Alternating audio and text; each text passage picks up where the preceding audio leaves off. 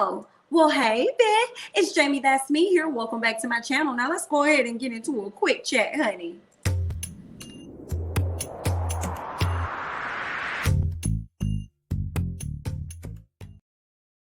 All right, now, y'all, I'm giving y'all some silk pajamas, okay? Is that what? Yeah, silk. I think that's what this is. Whatever it is, honey, it feels good. So we're going to go ahead and get into it, okay? Let's talk about some Real Housewives, okay? We're going to talk about Miss Ericka Jayne because you guys know that I am reviewing Real Housewives of Beverly Hills, okay? She has a lot going on in the news regarding her divorce and everything going on with her husband stealing money from the clients, honey. It's a whole lot going on, okay?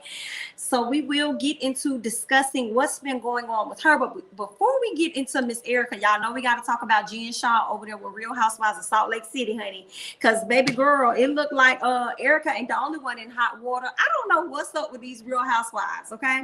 I don't know why that case they got in legal trouble, okay? I don't know what be going on, okay? And I don't be knowing who connects y'all be having to even get on this show. But okay then, girl, all I have to say to both of y'all is good luck. But let's go ahead and talk about Miss Jayne Shah, okay? They are, let me put her image up here for you guys that may not be familiar with Miss Jayne Shah. Yes, this is Jayne Shah, honey. A woman of color with these braids, girl. You can't tell Miss Jayne anything, okay? That's her. So I'm reading this headline from the book of Pages 6 saying Jayne Shah asked judge to toss out her criminal case because she talking about her contacts was dry. Now she did, at least I won't say she did, but she wrote she did write a statement, but I saw the statement posted on social media and I read through the statement and she was just pretty much talking about the day of filming and the day that she got arrested. So she was filming with the ladies when she ended up getting a phone call and they were like, hey, we need you to come over here. Your husband told me to call you. We need you to be over here for X, Y, and Z. Next thing you know, she got another call from somebody she didn't know, and it ended up being a detective that was like, girl, pull over, honey. They pulled her over. They arrested her. They wasn't giving her any information. She didn't know what was going on. They said they just want to make sure that she's okay. So basically, Jayne is playing up this whole thing of being unaware, did not know, of not knowing what was going on. She also kind of dropped a little seed talking about how she has like a protective order out on an individual who shall not be named because she did not name it in the statement. She just called them individual one. So I'm like, protective order. So you mean this is the protective order that you got against someone else? Because I don't think it has anything to do with the, I don't know anymore. That's just what it said. It said a protective order that she had. She thought it was regarding a protective order that she had against someone else. Okay. Because the detective, I guess, was familiar with it or something. I don't know. But I will say this. She ended up getting arrested. She went to go to the jail or whatnot. They handcuffed her to her chair and she was like, I can't see. You know, they wanted her to sign documents and stuff. And she was like, I can't really see it. My contacts are dry. They had to put some drops in her eyes. And even when she became aware, and even though the man was reading everything to her that he was presenting in front of her, she still felt as though she was not understanding what was going on. So I believe that's why she's trying to get some things thrown out. But let's go ahead and read this article from page 6 to give you guys even more insight into what's going on. So Real Housewives of Salt Lake City star Jayne Shah asked a judge Monday to throw out the criminal charges she faces in alleged telemarketing scheme. Okay, so yeah, this telemarketing scheme, girl, it's been going on for many years. They say Miss Jayne been out here stealing the old folk money, honey, stealing their money. Okay, they say that she's claiming her contacts were dry. Now let's go ahead and move on. They're saying that in new court papers filed Monday in Manhattan federal court, which was very interesting because she mentioned that in the documents. She was like, okay, I'm all the way over here in Utah where I'm at. I didn't understand why is a New York NYPD person coming over here trying to arrest me about anything. And that's when she thought that it had something to do with a protective order against somebody. And I'm like, oh girl, what is going on? What you been doing over there in New York City, honey? But she been running a scheme on the girls. It was a scheme that she set up to come to them with the bullshit. That's what's been going on, okay? Now, they're saying that in the new court papers filed Monday in Manhattan federal court, the reality's TV personality accuses law enforcement officers of trickery. Now, girl, they do be tricking and they do be lying, especially if you do not know your information, honey. They will definitely trick and lie. But that is just the nature of the beast, I guess. You know, that's just their environment. So I feel like the judge is not going to throw it out because that's what they do, unfortunately. And it's not good. You know, we don't like it or anything. But they was lying. They was tricking you. Their whole point was to get you into the jail so they can sit you down, read you your rights, and have you sign this paperwork. So they had to do what they needed to do by any means necessary, which was actual trickery. I do believe so. And unfortunately, I don't see them throwing this out, but I'm gonna continue to read on. So while slamming a bare bones indictment and a flawed theory of criminality is what it's saying. Okay, so Shah, she's 47 years old, y'all. This has to be the worst time of your life to be on this show, Real Housewives of Atlanta. You're getting a name for yourself, whether it's good or bad. You know, you got all eyes on you, a potential to make your lifestyle even bigger than what it is, and you have to deal with the scam and the jail time that you're facing and this scandal. You have to deal with all of this at the age that you're at. And I think they said if she were to go to jail for this situation, I think it was like 20 some years, I think they said they would give her. So basically for me, when I heard that, girl, you're going to be in there for the rest of your life. That's all I heard. You're going to be in there for the rest of your life, honey. So I really hope and pray that she has some really good attorneys. And with a case like this, and you messing with other people's money, it ain't looking too good. And I don't even know if this is your first time even being arrested or having the first time offense. I don't even know how that apply to a situation like this. But we wish you the best of luck, girl. Good luck.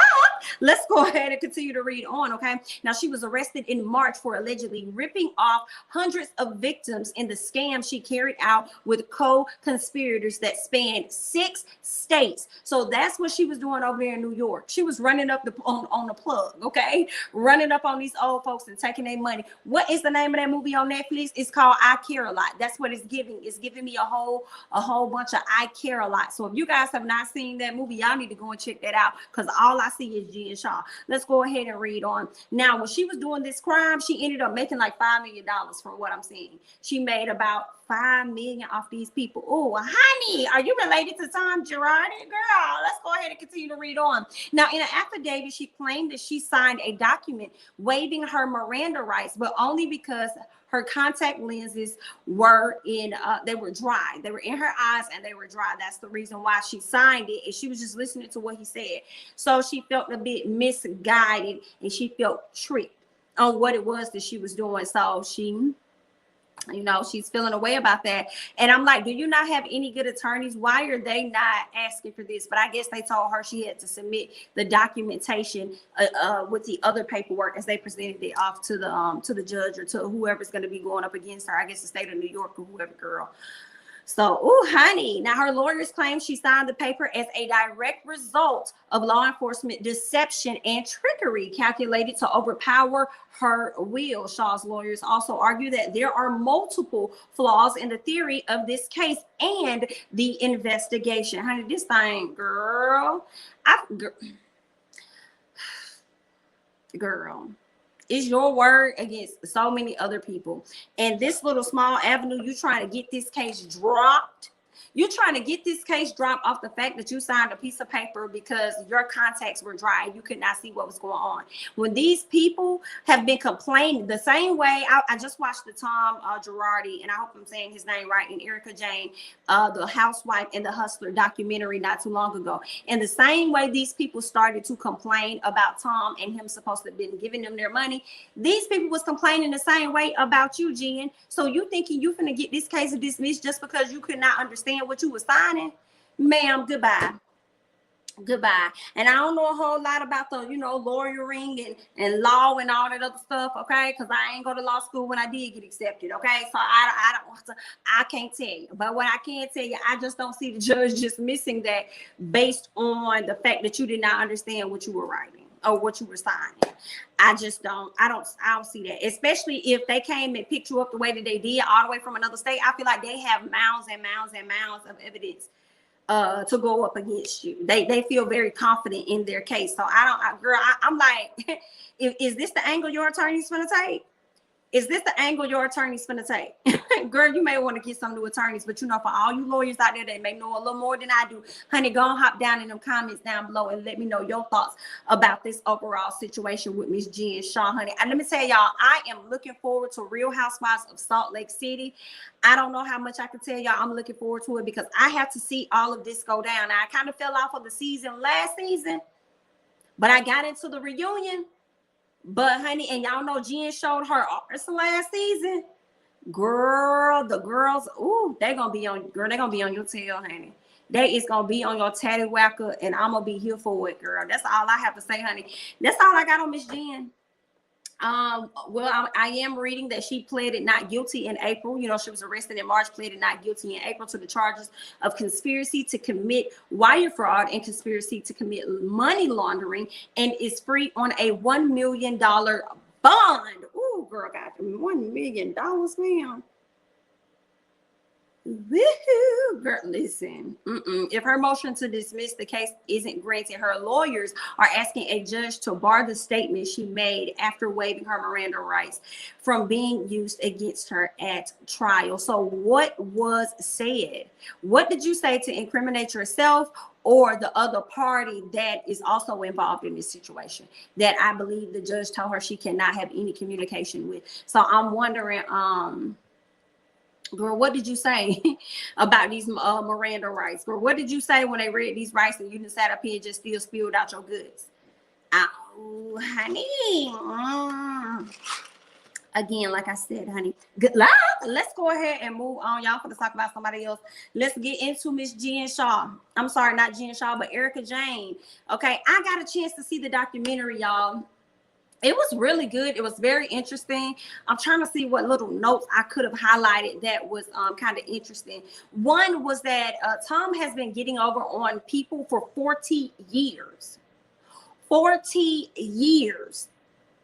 40. Did you hear what I say? When the state of California bar, I believe it was the Bar Association, filed charges or filed a case against him, they said they have information going back to 40 years ago that he been pulling the rug over people. So what Tom was doing, basically, he was doing a lot of settlement cases for people that went up against like big companies or whatever. So when these people would settle their cases and they're supposed to get hundreds of thousands of dollars or millions or whatever, Tom would have the money come to him. First of all, why should that even be the case? Why the money gotta go to the attorney? Why I just can't go straight to them? How does that work? Like, you know what I'm saying? Like, why don't y'all send the money to the client and then just send a copy of that check or whatever to him? Like, what is the, I'm confused. Well, okay, that's how it works. Okay, cool. So whenever he would get their money, number one, he wouldn't tell them he got it. He will wait until later to tell them. They will reach out to him constantly over and over and over, try to get in contact with him. Like, hey, you said the money will be here by this time. It's not here. He'll say, okay, things like this happens. That's how it goes. You know, give it another week or two or whatever. And then when they reach out, it's another story. And then when their money does come, for some people, he'll try and talk them into doing some type of investment plan or something. But what he was doing with that money, he was taking it and putting that money and investing it into EJ Global, which is Ericka Jayne Global's company. And let me tell y'all why I'm speaking on EJ, Miss Ericka Jayne. I still love me some Ericka Jayne, girl. Listen, I still love me some her because she is that girl. I did not know it was a song that she sung called The Expensive Song. Okay, I never knew that was her singing. It's expensive to be mad. Like, I was like, that's her. When I saw the video and the dance, and I was like, I never knew that. I never knew who it was that sung that song. And I actually liked that song. So I was like, oh my God, that was Ericka. I didn't know she was a singer or anything, but she's been carrying the tune. I think Ericka was a stripper. Okay, she don't win and did Broadway. Let me tell you, that's the ultimate level of honey. And now she about to go right back down. But anyway, girl, listen, I didn't know she was a performer like that. She was out here doing her thing, and he was taking the money and he was investing it over there into her business and what she had going on. Girl, this has been a mess. I don't know this lady's name. What's her name? Danielle Staub or Staub or Staub or something like that. I believe she was a former Real Housewife as well. But girl, they entered the documentary straight throwing shade. She immediately starts throwing shade at Ericka. I said, we see what kind of documentary this is going to be, girl. We only 5 seconds in and you're going in, honey. Okay, but it was good. It was good. They talked about him, you know, mishandling funds for his lavish lifestyle. So basically, he was funding whatever lifestyle Miss Ericka wanted. You know, he made it seem like Ericka was the one that wanted all these things, and he wanted to make her happy, and that's what he did. A very, very, very messy situation about that. I know that what's her name? She sits on. Excuse me, not the View. Is it the Talk or is it the View? Whoopi Goldberg, and I can't think of this black lady's name, but she sits up there with them, and she talked about how they had at one point 9,000 clients, I believe, and then they had 900 cases. So what happens with those clients? That's a good question. I still don't know what really happens with those clients. I guess they're going to recommend them out. Like, what are you guys going to do now that all of this is crumbling down? And they also talked about how Tom admitted to the fact that he was broke. Like, he talked about how he had like 50 million over here, 80 million over there. Now he ain't got no money. When these families finally buckle down and start writing letters to the bar saying, hey, this man been taking our money, or at least he hasn't been giving us our money. We don't know what's going on. We need you guys to investigate, because everybody else that we tried to go to ain't really helping us because they're his friend, right? So when they did that, honey, the DA, I believe it was, froze all them assets. So whatever Tom thought he had, he ain't got it. It ain't done no more, baby. You ain't got that. Whatever you thought you had, you ain't got it because it's frozen. So we saw where he sat down on record, on record, and said that he had 50 million over here, 80 million over there. Either way it go, he ain't got it no more. That's where we at with that. So when he admits to the fact that he was broke, and I think he also may have slightly admitted to mishandling the funds as well. Now it's time to look into Erika Jayne's money. That's why she wanted that gag order, honey. Okay, she wanted that gag order because they have to now look into her finances to see if he sent her anything. And this headline that I'm reading from Insider says Erika Jayne's husband, Tom Girardi, gave her $20 million in loans from his law firm, according to court documents. All right. They're also saying that Erika Jayne was subpoenaed twice to give depositions on her and Tom's assets before she filed for divorce, because y'all know this whole situation blew up in 2020, and shortly after that she ended up filing for a divorce from him. And I think she could have did that thinking that they wouldn't be able to touch her assets because they're in limbo. They wouldn't be able to pull any money from her or anything. But now I'm starting to see that they don't care about that. Now we're gonna need you to pull on records before you got out of this marriage, because that's where everything really took place. So you trying to get out on the back end when you should have got out in the middle. Not even on the front end, because you was living your life, nobody was catching y'all. But in the middle, somewhere in there, you should have moonwalked out the situation. Okay. Now what we're also learning, this is a child. Good night. Give me a second, because I have to read this to y'all, because I am just. Honey. So they're saying that Erika's attorneys withdrew from representing her after the documentary on legal troubles. So I guess the documentary is making it not look so good for her. So her attorneys is like, baby, we out. And I'm like, ooh, girl, in the midst of you having to have all of your assets and everything looked at, while you got this situation going on with your husband, or at least while your husband got this situation going on and you about to get a divorce, honey, let me go ahead and just read this. Okay, so people are saying Erika Girardi's attorneys have moved to withdraw from representing her following the release of a new documentary exploring the legal troubles she and estranged husband Tom G are facing.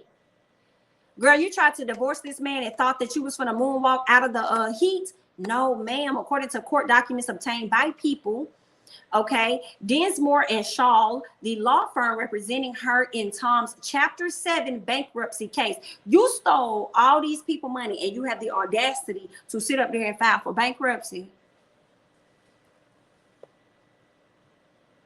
That's some messed up stuff. That's messed up. Now, that's dumb. These people still have not gotten a dime from this man. One lady's case was settled in March of 2020. He didn't reach out to this lady until August of 2020. Ooh, that's stuck, baby. You know, took all these folks, but that lady said she was expecting to get like $100,000. Another lady been waiting longer. Actually, I believe it was two guys and two ladies that were waiting. I believe it was like the mothers of the guys or something like that. They were waiting for like years to get money out of him, like the settlement that they were supposed to get, and they never got it. One of the lady's sons ended up passing away and never saw a dime. Like, it was just like, listen, this right here, honey, that, like, baby, you going to jail. You going to jail. I'm sorry. You're going to be out of here, sir. You're going to be out of here. All right. Now they're saying that the attorneys filed the paperwork to withdraw as her counsel on Tuesday. Okay, they filed that on Tuesday. Erika was notified of their withdrawal on Monday, the same day that the Hulu documentary dropped. Girl, we knew about this documentary last month. I guess they didn't know how bad it was going to be. Child, now they're saying the relationship of trust and confidence that is essential to a property functioning attorney-client relationship has been broken down, and in the good faith assessment of counsel, the relationship is irreparable. Let me tell you something. These people can't sit up here and defend you when you up here looking like foolishness. They ain't trying to lose no case like that. They was up here defending you so that they can try and win something. And girl, it looks like it's gonna be bigger than what it is, and I'm kind of worried for Miss Erika Jayne. Who did you know your husband was messing up with these people money? Did you know what your husband was doing? Which y'all think she knew? I kind of feel like she knew, but I feel like she was one of them wives that was trying to act like, don't tell me nothing, because if you're doing something illegal, I'm not going down with you, baby. I'm not going. Don't tell me nothing. I feel like that happened with somebody else in reality TV recently that I cannot think of at this time. But I feel like that happened where the wife didn't want to like, don't tell me nothing. I don't want to know about nothing, because if you go down, I'm not going down with you. This situation to me gets messier and messier and messier and messier. Y'all, I feel like Tom gonna mess around, God forbid. I feel like he gonna croak out before he even go see any time.